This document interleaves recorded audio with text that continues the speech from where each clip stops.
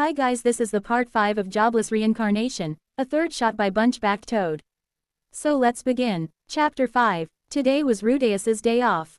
He had insisted that one day be his to work on and explore out of the week. He had to tell Zenith where he was going and what he was doing because of the night he claimed to wander off and get knocked out by Hollow. Rudeus would normally lay down and sleep at the tree him and Sylphie had studied and practiced magic at. He hadn't met Sylphie yet, but it was inevitable that they meet someday. Thinking back to the time he first met Sylphie, he smiled. Rudeus remembered how she was bullied for her green hair as the other children thought she was a demon, called the Superds. And how Rudeus fought them off and later mistook her for a boy instead because of her shy tomboy attitude, including her short hair. Should I treat her like a boy again this time around? Rudeus thought. Then he shook his head. No, it would be easier sure, but it was a mistake that he still made in his previous life. This time around he wouldn't make any mistakes and always keep moving forward in his attempt to reach toward infinite. With that he fell asleep and waited until night. Every night before Rudeus went to bed he would perform some magical task that required all of his energy to do. It was getting harder and harder to perform though. These attempts were not as devastating as the small sun he had made. Instead he focused on the air above him and separated the chemical bonds of atoms nearby, and before much time passed at all he reformed the bonds. If someone in the daytime saw Rudeus's magic being performed, they would see a cloud of water disperse and then reform. What they wouldn't know was that Rudeus was separating the oxygen from the hydrogen and then putting the bonds back together. On the surface a mage could create a cloud with a simple incantation, but this was something different. Rudeus was doing this at the subatomic level and it required precise control. Most mages would collapse after trying to separate the atoms in a spoonful of water, but Rudeus was doing this several times over with ease. It normally took him an hour for him to collapse into a state of unconsciousness from mana exhaustion. And the next day he would repeat the process, only every time he did it the cloud multiplied in size and then disappeared. Rudeus worried though, if he kept doing this and fainted while leaving pure hydrogen and oxygen, then that could spell trouble if there was an open flame nearby. When I keep growing I wonder if I will be able to do this on a worldwide scale without anyone noticing. The young man thought to himself. No, that wasn't possible. There were a few people that could detect the presence of mana within a person or see the size of mana used for a spell. Orsted, Ruherd, Ghislaine, and the Demon Emperor along with many other high-ranking demons were all able to see mana, much like how some animals could see ultraviolet light. However, the fact remained, if Rudeus kept doing this then someone would eventually notice, or worse he would fuck up the ecosystem in the atmosphere. Neither of those options sounded appealing. He would have to learn more about chemical bonds if he was going to put more strain on his magic without people noticing as he continued to grow. I wonder if it's possible to get textbooks from Japan about chemistry. He thought. With the work of several members of the University of Magic they had managed to summon a seedless watermelon. And if Rudeus got a head start on teleportation, this would do two things: help his cause to grow stronger by expanding on his knowledge and getting a head start on bringing Nanahoshi back to Japan. Rudeus sat up from his bed and slapped his cheeks, building up his resolve as he continued to work on his magic. The early morning of Rudeus's one day off he wouldn't go to sleep. Instead he would take the form of Hollow and continue to work on his teleportation circles. His knowledge on the subject was extensive from all the work he did with Nanahoshi in an attempt to send her back home. Many failures followed and Hollow could only perform one half of Rudeus's full power because of the distance from his home. The connection was like a Wi-Fi signal and it was annoying how bad the signal strength was. Nanahoshi, along with Cliff, Zanoba and Rudeus himself had managed to summon the fruit using 100 layers of teleportation circle. The stack itself was encased in a wooden rack which also had incantation circles carved into the wood. Later on they visited Perugius, the great dragon king, in his floating castle, and Rudeus got to experience a great deal there. Perugius himself had compared Rudeus to Laplace in terms of overall mana level and was very hostile in words toward the boy. Hollow looked at his hands. This time around he would be millions of times stronger than his previous self once he had reached the age of 10. He should be able to cast god-tier level magic without many problems by that time, all in an effort to stop the teleportation calamity. However, that posed another problem: eventually his identity would be noticed early by people like Perugius, along with Orsted. Being noticed by Orsted wasn't so bad. If they joined forces then Orsted could protect Rudeus's family that would be in the future. Shit, I'm thinking too hard about this, aren't I? Hollow thought to himself, putting his palm over his face and eyes in an effort to calm himself down. My first objective will be forming a network of teleportation circles that cover every continent. After that point, travel will not be that hard, as well as gathering knowledge on how to stop the teleportation event. Hollow stated. On a different note, Hollow had expanded the cave and worked on several rooms now. It was the size of a 4-story house and would be considered an estate in this world. It was mostly composed of stone furniture, but some of the other objects were made out of living foliage and trees. There was a library and laboratory where most of the magical circles were stored. The shelves that stored the papers themselves were made out of trees nourished and grown by Hollow. The monster made the trees outside by planting the seed for it to be nourished with photosynthesis and then supplied the rest of the nutrients through healing magic, making it grow in a matter of seconds what would have taken years. Using water magic while at the same time chanting a healing spell was like patting your head and rubbing your stomach and riding a unicycle, tricky at first but easily do for someone that had practiced. The next step for the wood furniture was to petrify it in order to preserve it. Hollow buried the wood furniture hundreds of feet below the ground. The sediment and lack of oxygen started the process of crystallization, turning the wood into stone, and Hollow fueled the transformation with earth magic. Then when it could no longer feel the presence of the wood, Hollow pulled the furniture out of the ground and cleaned off the surface. It then added the furniture set to the rest of the layout. Chairs, kitchen tables, drawers, shelves, tabletops, and Hollow's improved resting place were made. It took a lot of magic to do all this, but it meant that Hollow and Rudeus would both grow stronger. This would also help with how they manipulated multiple types of magic to produce the results they wanted. When it came to Rudeus's and Hollow's main form of research, which was teleportation, they started with some simple teleportation circles.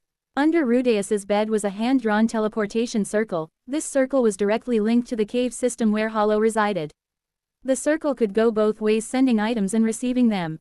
Rudeus normally drained a portion of his blood using a knife, letting it fall into a small stone glass. He would then teleport the cup to Hollow, and then it would use the blood to create more magical circles. Blood was not unheard of when it came to an ingredient for a magic circle. In fact, the stronger the mana was from the original owner of the blood, then the stronger the magical circle would be. However, rare ingredients were preferred for better, more stable teleportation circles. In the meantime, blood would have to do before Rudeus could get his hands on some rarer items.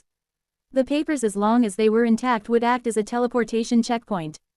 All Hollow had to do was place the circle on the ground and activate it either by completing the circle or fueling it with mana. Soon their network would be in effect and they could travel the world in seconds. Another field of research was on disruption magical circles. This type of magic was a new realm of possibility because he normally did this with just his bare hands. But if Rudeus did this correctly, the disruption would be on a much larger scale than just casting it by hand. So far the circles were small but effective on small-level spells. Rudeus managed to successfully test it by attempting to cast a water ball, but the attempt was stopped by the active disruption circle. However, when he tried to do something a little higher level in terms of magic, the seal would break, the disruption magic would break, and Rudeus could use the spell. The reason why Rudeus did this spell and not in his Hollow's body was because when he tried to use Hollow's body to perform a spell to test disruption, the creature collapsed instantly as the link between Rudeus and Hollow was severed. It would seem that disruption magic was Hollow's biggest weakness. Disruption magic was a lot like turning a radio wave into static, but as soon as the interference was broken, the radio wave was returned to normal. Meaning that if the disruption magic wasn't strong enough or the circle was laid out incorrectly, then the mana behind the teleportation event would resume its path of destruction. This also made Rudeus ask if the disruption magic temporarily slowed down the teleportation incident, could it also weaken the affect radius? Months of repetition passed. Roxy had been with them for more than a year, and Rudeus continued to follow her advice and listen to her word. Soon he would reach his final test and cast a saint-level water spell. Rudeus's restriction though was that he had to make it the size similar to Roxy's spell and not something as destructive as his miniature son. On a different note, Rudeus decided to wait until Darius made the next move, if he would choose to send another assassination contract against the Greyrat family or if he would leave them alone remained to be seen. So far it seemed that Rudeus was being treated like a coiled viper. If Hitagami got too close, then the viper would bite him, but if the man god stayed away, then the viper would continue to remain coiled and ever vigilant. It wouldn't kill unless it was in true danger. Speaking of assassination attempts, Hollow looked over at one of the displays in the cave. It was like a pedestal made out of carved marble in the style and shape of a Roman pillar that you would see at the museum. Sitting on top of the pedestal was a glass jar that contained the head of Clive. The head itself was preserved in formaldehyde. Rudeus had learned how to make the liquid to preserve dead flesh when he worked at the Magical University to study monster races. Hollow intended to give this present to Darius if he ever tried something against the Greyrat family again. Darius would wake up in his bed and instead of seeing one of his concubines he would see the decapitated head of the first person he sent to kill the Greyrat family. This would send a clear message that if he continued, Hollow knew where to find him and end him. Every early morning on Rudeus's weekend, Hollow continued its work on the teleportation and disruption circles. Summoning objects from Earth such as a watermelon required a lot of effort, and it was what Hollow was trying to replicate. Many trials and errors occurred, but Hollow continued to push and try harder. But it made a discovery, using an activation circle which was like a pressure plate and putting a teleportation circle above that activated the circle. Even when the circle was complete and fueled with mana, it wouldn't activate unless it felt some type of pressure on the surface of the paper. This would make the transportation activation instantaneous. Rudeus tried this several times on inanimate objects, then on himself. It was a success. Rudeus was transported to Hollow's cave and vice versa. That day Rudeus and Hollow also found another way to spend energy on depleting their magic.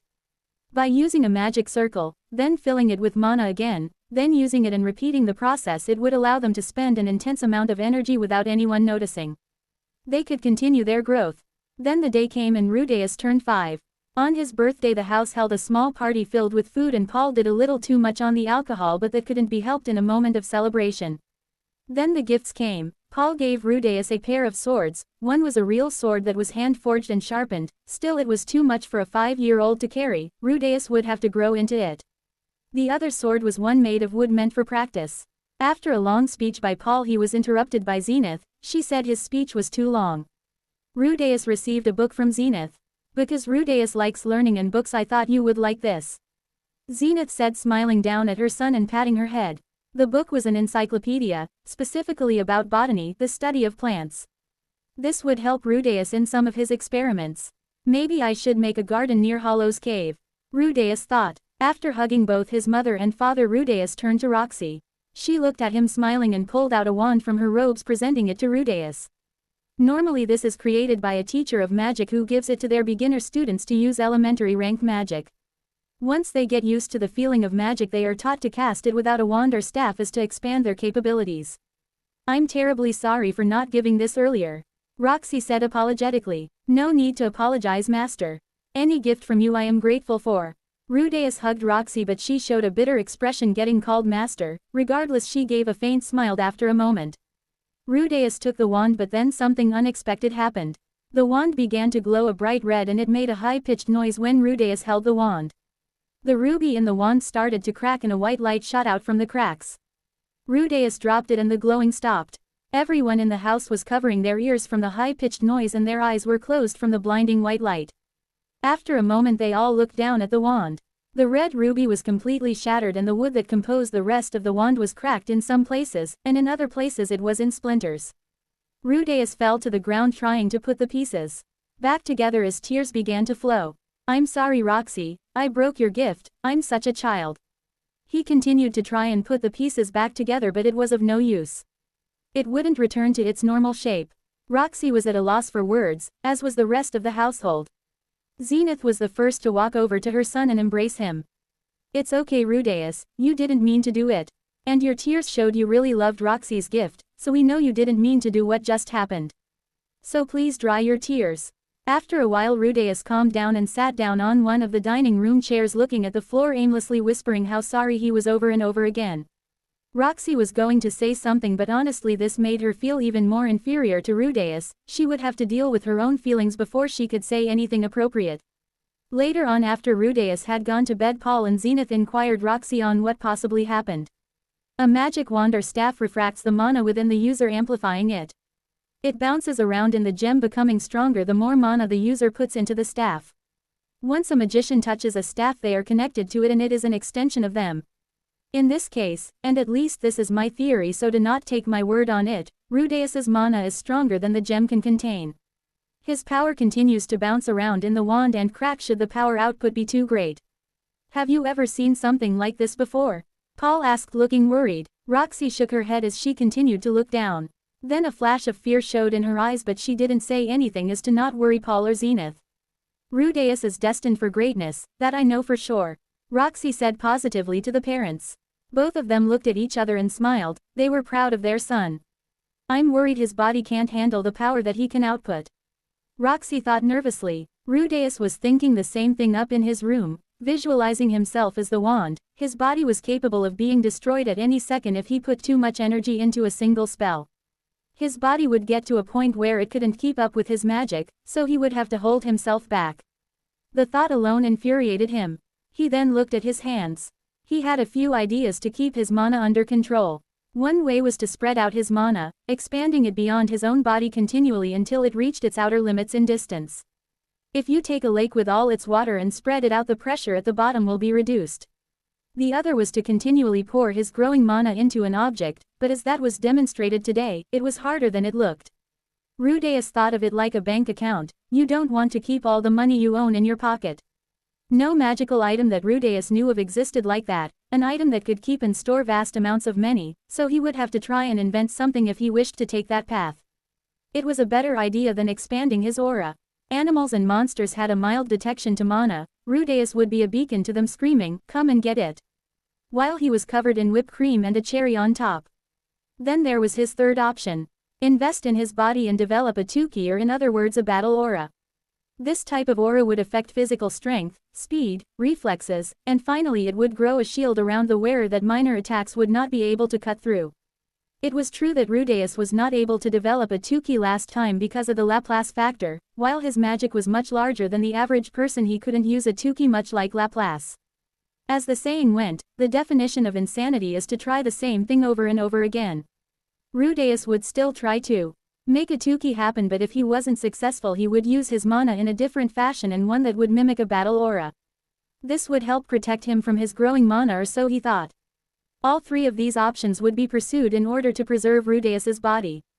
Hollow on the other hand had more work to do as it went to work on more and more circles. "Thank you for the meal," Paul said, smiling at Lilia. The morning sun illuminated her humble smile as she nodded, walking away. Everyone was at the breakfast table excluding Rudeus. Zenith was worried at first. He wasn't in his room. She took a look outside and saw Rudeus doing push-ups in the yard. Sweat stained his pants as he continued to push himself. "Look, Paul, our son is trying to be more like you," Zenith said, smiling sweetly, admiring her son. Paul laughed. 5 years old and he won't slow down in growing.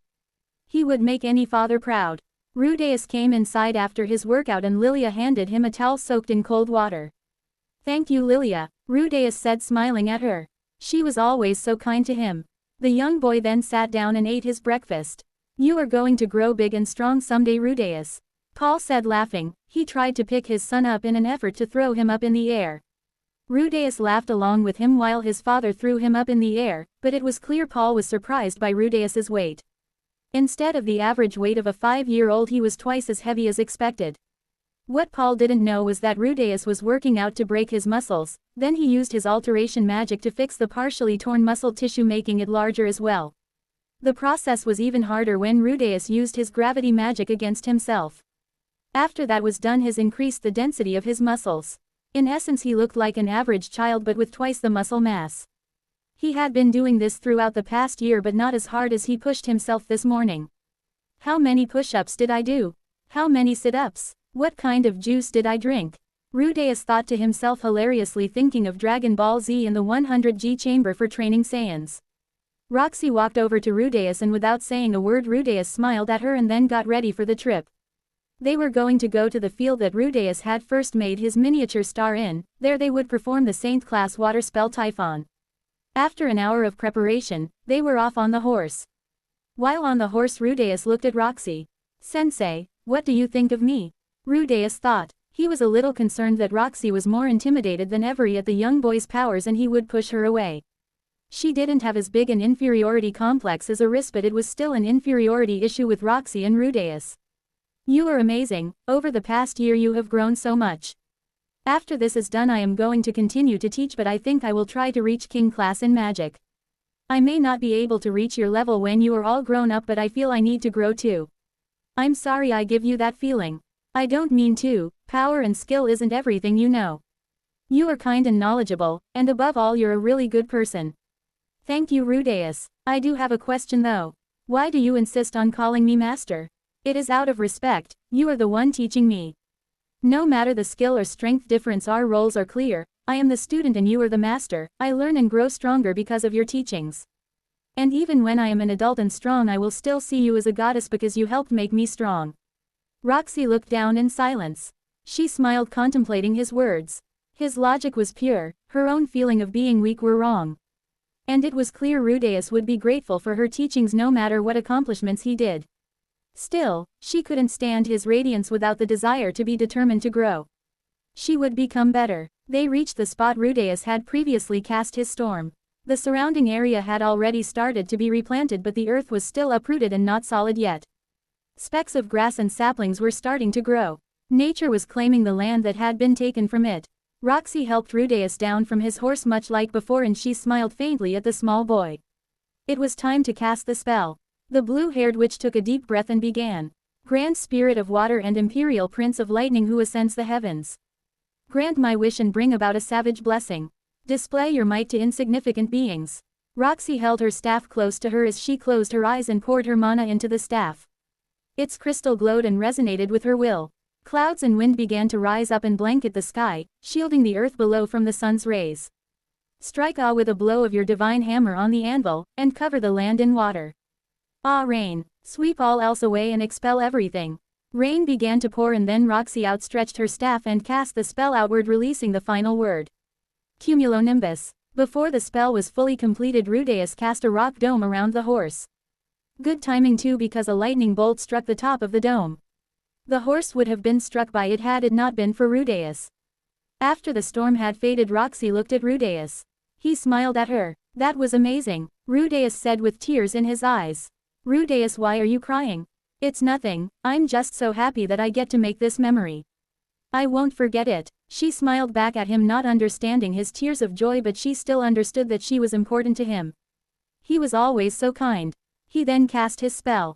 It quickly grew in size, but Rudeus kept it under control as the winds tried to push him and the surrounding area away. Intense rain and clouds blew outward, but Rudeus held it. Then he let it fade away. He made it the exact same size as Roxy's.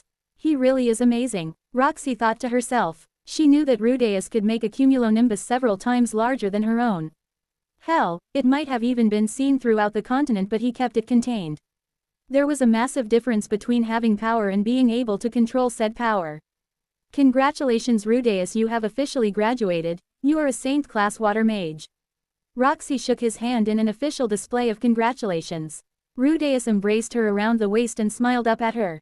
She patted his head. Without saying much, they left back towards the house. After Roxy was done packing her things, she departed, waving back at the family and Rudeus. The young boy held back a few tears. After all, he would see her again. And he couldn't wait until that day came. Tomorrow, however, would be the day he met Sylphiette. Part 5 ended. Thanks for watching.